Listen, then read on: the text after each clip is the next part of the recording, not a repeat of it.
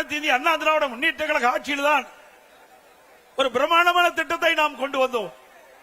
Metro rail திட்டம் கட்டம் 2 இந்தியாவிலேயே ஒரே திட்டத்திற்கு 63 கோடி ரூபாய் பெற்ற ஒரே அரசு அனைத்து இந்திய அண்ணா திராவிட முன்னேற்ற கழக அரசாங்கம். இதுவரை இந்தியாவிலே ஒரு திட்டத்திற்கு 63 கோடி ரூபாய் 63,000 கோடி மத்திய அரசு அனுமதி வழங்கியது கிடையாது. அனைத்து இந்திய அண்ணா திராவிட முன்னேற்ற கழகம் ஆட்சி செய்த பொழுது அம்மாவுடைய அரசாங்கம் மத்திய அரசோடு இணக்கமாக அணுகி சென்னை மாநகர மக்களுடைய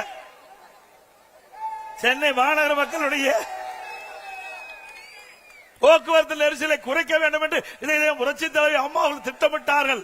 துரதிருஷ்டவசமாக அம்மா அவர்கள் மறைந்தார்கள். அம்மா கொடுக்கப்பட்ட வாக்குறுதியை நிறைவேற்றுகின்ற விதமாக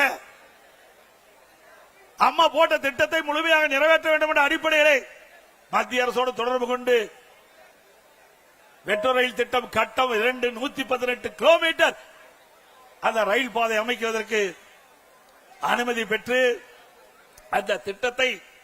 அந்த திட்டத்திற்காக மத்திய அமைச்சர் மரியாதைக்குரிய உள்துறை அமைச்சர் அமித்ஷா அவர்களை நேரடியாக சென்னைக்கு அழைத்து அடிக்கல் நாட்டிய அரசாங்கம் அதிமுக அரசாங்கம். இந்த திட்டம் முழுமையாக நிறைவேறுகின்ற பொழுது சென்னை மாநகர மக்கள் போக்குவரத்து நெரிசல் இல்லாம பயணம் செய்ய முடியும். இது அதிமுக ஆட்சியுடைய சாதனை. அதிமுக ஆட்சியுடைய சாதனை. சிந்திச்சு பாருங்கள். இப்படி ஏதாவது ஒரு பெரிய திட்டத்தையாவது 5 ஆண்டு காலத்தில் இந்த சென்னை மாநகர மக்களுக்கு கொடுத்திருக்கிறீங்களா? இல்ல.